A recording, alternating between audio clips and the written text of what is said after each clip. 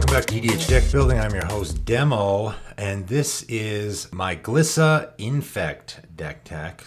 So I'll start out with the one that I think is a little more mainstream, I guess you could say, or a little more obvious, which is just a Glissa Infect deck. So I think Glissa works good as an Infect commander for a couple of reasons. First of all, black and green is good colors for Infect. Secondly, there's a surprisingly a lot of artifact creatures that have Infect. 7 artifact creatures in this deck, and we can get them back with Glissa's ability, so I think that works great. I mean, I'm not really going to go over too many of the Infect creatures. I mean, obviously, black ones and green ones, artifact ones. I put 20 in here. There are 20 Infect creatures in this deck. However, I will bring up Whispering Spectre. Man, I've never seen this one before. It's first of all, it's got flying. I should also note, I never made an Infect deck before, so this is new to me, so it was a bit of a learning experience. Whispering Spectre, it's first of all, it's got flying, which is great for any Infect creature, but when Whispering Spectre deals combat damage to a player, you may sacrifice it. If you do, that player discards a card for each poison counter they have. Really? That's super good. I've never seen this in a commander game, and I just think, yeah, it only deals 1 damage of Infect, but making your opponent discard their whole hand, that seems pretty good. So I definitely threw that in there. But of course, I can't just make an Infect deck. You know, I thought, okay, well, how does Glissa and her abilities work good with Infect? And of course, I have artifact creatures, which works good. I also wanted to do just a lot of stuff. I used to have a Glissa deck, so I thought, you know, there's a lot of cards that I think just work really good in a Glissa deck. And First Strike and Death Touch is just a fantastic combination of abilities. I'm pretty sure Glissa is the only creature that has it, so she's always going to deal her damage first. So if she gets blocked by a giant creature, that creature is going to get dealt damage first and is going to die before it has the opportunity to deal its damage. So Glissa is always going to survive unless the other creature also has First Strike. If that creature has First Strike and also power greater than 3, then they'll kill each other. But almost always, Glissa is just going to be killing creatures all over the place, right? Because she has First Strike and Death Touch, and Magnetic Web works particularly well with her because you can put a counter on her, and then every turn you just pick a creature that you want to kill,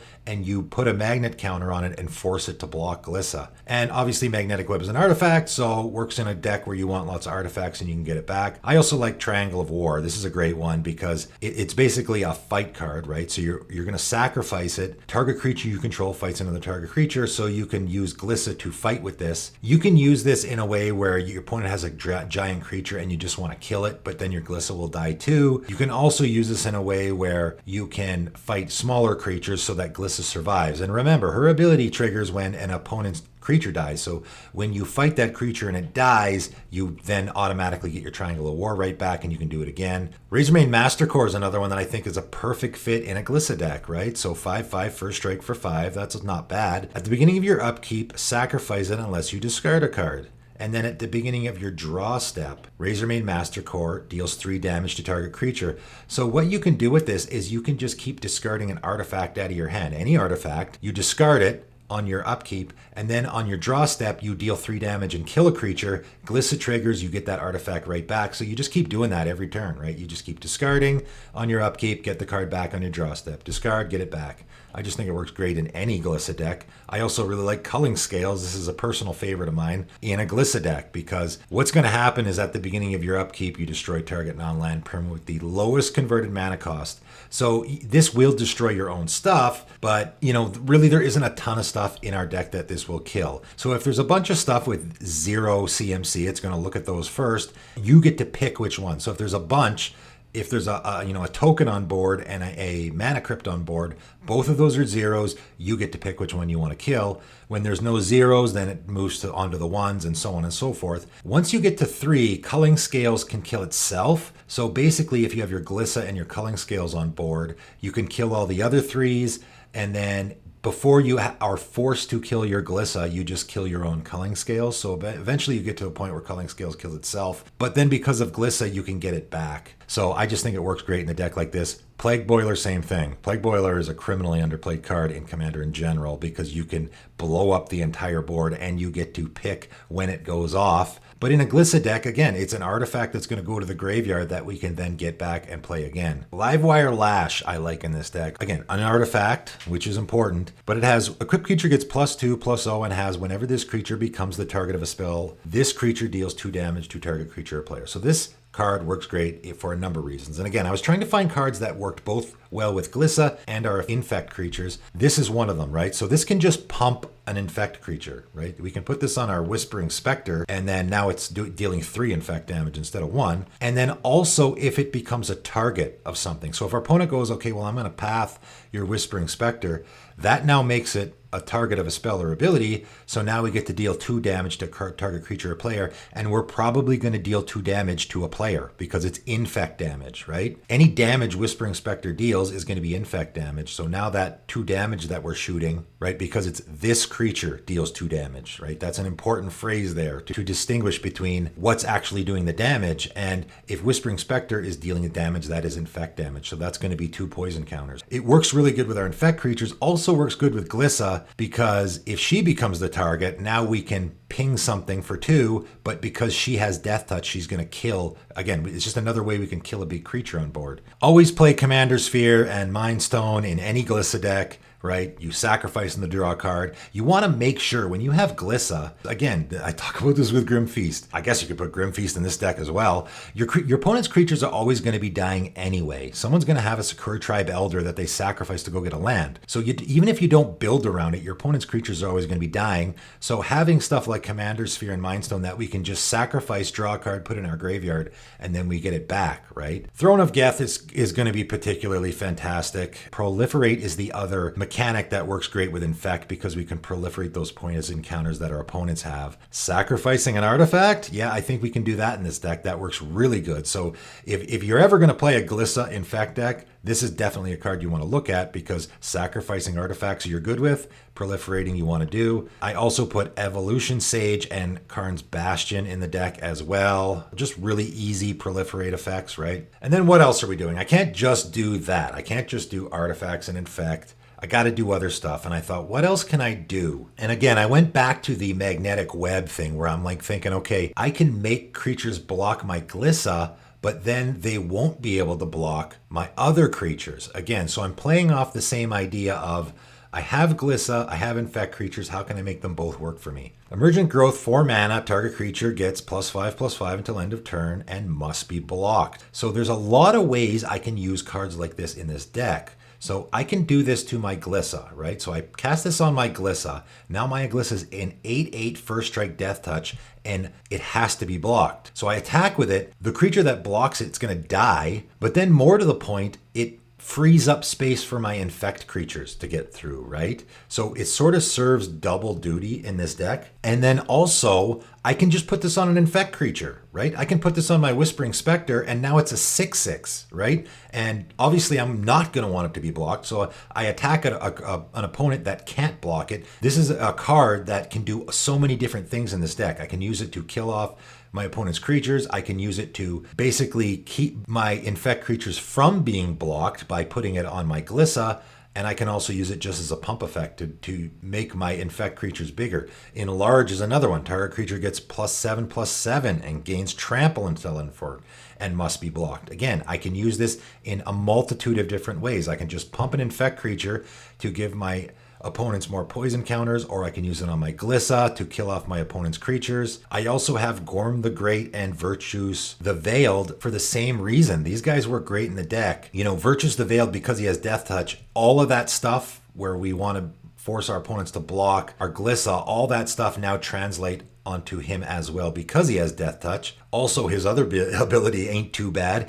I find it's always great. Maybe something that is way underrated is using these partner with commanders in decks where they're not your commander, because you're getting a free card. That's pretty good, right? Gorm the Great also works great though, because you know you're basically telling your opponent he has to be blocked with 2 or more creatures. So again, it's going to free up your Infect creatures to get through. So I think that strategy works great in the deck in multiple different ways. And then I just threw Hapatra in the deck. You know, let's not forget, forget, our infect creatures also put -1/-1 counters on creatures, if they're blocked or if they block, right? So why not put a Patron in the deck? Again, she's making Death Touch snakes, which is another theme of the deck where we want Death Touch creatures. So I thought she just works great in the deck. She can just sit there and, if our opponents block our infect creatures, we get some snake tokens. So I think that works great in the deck too. And then Crumbling Ashes, same thing. If we're going to be doing that, why not? If our opponents are going to be chumping our infect creatures or just blocking them, now we can remove them, right? Now we can get into a situation where I'm going to attack with my infect creature, my opponent blocks it, but now then on my upkeep, I get to kill that creature, right? A lot of great synergies in the deck. I was really impressed with the deck when I started making it. I've never played infect before, but everything really seemed to come together with Glissa and the artifacts that I was using and the Infect. I think it's a really great deck. I actually played it twice, won both games.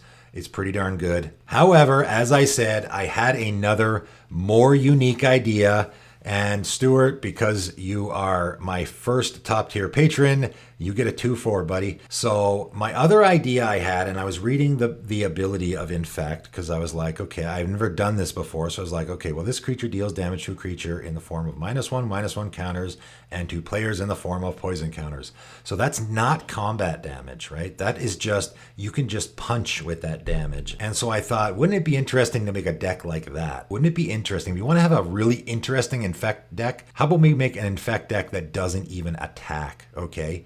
And so I thought, all right, how about Warstorm Surge? This is basically the best card in the deck, right? Because whenever one of our infect creatures enter the battlefield, it deals damage equal to its power to target creature or player. So we can just punch our opponents with our infect creatures. If we have a 2/2 infect creature come into play, we can just have it deal 2 damage directly to our opponent, and that opponent is going to get 2 poison counters, right? Electropotence is another way that you can do this. You have to pay mana for this one, so it's a little more mana intensive. Warstorm Surge is the best for this.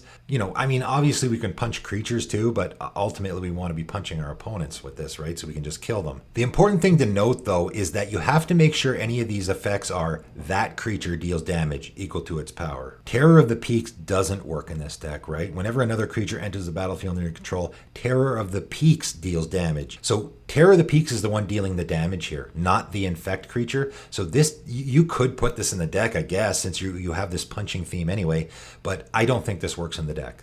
To me, this I didn't put this in the deck because it doesn't work because your opponent's not getting any infect out of it, right? However, I thought an interesting card to put in here is Primal Force Mage, right? So this is an interesting card to try to build your deck around. It works in a few decks, like a Xenogust deck maybe, where you're giving your creatures haste all the time. Whenever another creature comes into play under your control, it gets +3/+3 until end of turn. So what this is going to do, if we have our Warstorm Surge out, right, obviously we have to stack the triggers properly. So our 2/2 creature comes in, it becomes a 5/5, then it punches, right? So I thought that would be an interesting card to put in the deck. So we're getting more of a punch, right? Gravitic Punch, no pun intended, works great in the deck as well. Target creature you control deals damage equal to its power to a player. Again, we can just one-shot our opponent with this.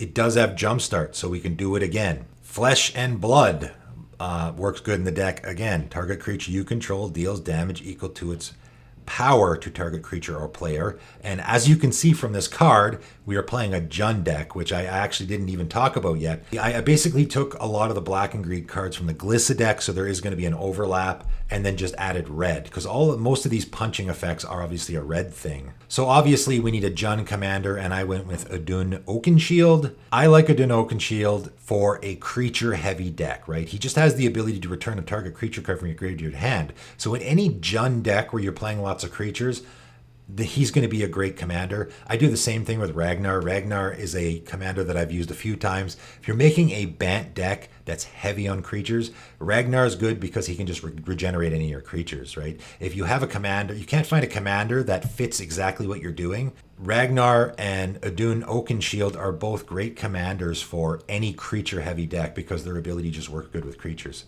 Burning Anger is particularly good because this is an enchantment, right? We can put it on one of our infect creatures. So Skittles is a great one, right? Skittles is a 4/4. We can put this on our Skittles and he can punch our opponents for 4 damage. I mean, you can punch other stuff, but mostly we want to be punching for that 4 infect, ideally is what we want, right? Chandra's Ignition, this one's fantastic. This is the first card I thought of where I was like, okay, I got my Skittles out. I Chandra's Ignition. Kills a bunch of creatures or puts -1/-1 counters on them too, which is also good. And then also hits all of my opponents for 4 Infect. So that works great. And then I got Stalking Vengeance. So he costs 7. That's a lot. But whenever another creature you control dies, it deals damage equal to its power to target player. So this can be a game ender, right? So if we have a bunch of Infect creatures out and someone board wipes, all of those creatures, and again, it deals damage equal to its power. It's very important that it's that specific creature, the Infect creature, dealing the damage, right? Obviously, I have a bunch of Infect creatures, black, and now I get red ones too, even though there's not a lot of great red ones. Pretty much all the best ones I think are in black and green anyway. I put Blightsteel Colossus in the deck. I didn't put this in the Glissa deck just because we are punching. And again, you can attack with this deck, okay? I'm not saying you can't attack.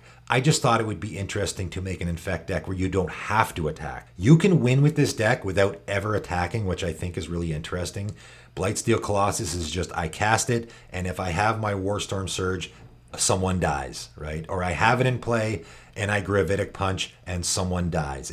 That person's just dead. So I just thought it would be interesting to make a deck like that. Also, Ichor Rats and Hand of the Praetors are 2 other cards that I was thinking, okay, these guys also don't care about it, that you don't need to be attacking. Ichor Rats enters the battlefield and each player just gets a poison counter, right? Hand of the Praetors is going to give our opponents poison counters whenever we cast a creature with Infect, right? Target player gets a poison counter. So both of those cards work really great with the not attacking theme. You can attack if you want. I just think that it would be interesting to maybe try winning without attacking. I also put Flame Shadow Conjuring in here and Bramble Sovereign because you can double up those effects. So again, you can get a token copy of that Infect creature, and then that Warstorm Surge or whatever other effect is going to double because then you're getting a token copy. Feldon of the Third Path is also great for that, right? For Feldon is going to, if we have a Infect creature in our graveyard, we can just keep getting it over and over and over. And we can also obviously just make copies of them and swing with them too. So it works for both strategies, whether you want to be attacking or not. And then again, I do have a lot of proliferate effects, but in particular, I have Plague, Maw, Beast, and Yawgmoth because I thought those proliferate effects worked better in this deck, right? And then I put Koskin Falls and Mudslide, 2 cards that I've recently talked about in my TED Cards videos. We can do more of a pillow fort strategy because we don't want to be attacking, or we don't need to. Again, you can attack, but we don't need to attack. So cards like this, I think, work good in the deck to just sort of slow everyone down and keep people from attacking. Also, keep in mind, we have a whole bunch of Infect creatures. So we can have creatures in play, and if we're not attacking with them, then they're going to be blocking, right? And Infect creatures also make good blockers because even if you chump with that 2/2 Infect creature, your opponent is still going to get 2 -1/-1 counters. So now you just made their creature worse. So I think Infect creatures, maybe what's underrated about them is they actually do make good blockers. But anyway, it's just an interesting idea. I thought, I wasn't sure if the Glissa idea, it wasn't super unique. So I thought maybe I didn't want I didn't want Stewart. I didn't want you to be too disappointed with the uniqueness of the deck, buddy. So I thought I'll throw another one out there. I'll give you a 2-for-1. Hope you enjoyed the deck techs. Both are below in the description. And if you're interested in this kind of stuff and you want me to make a deck tech for you, I also have my Patreon in the description below. But that is it for today, and thanks for tuning in.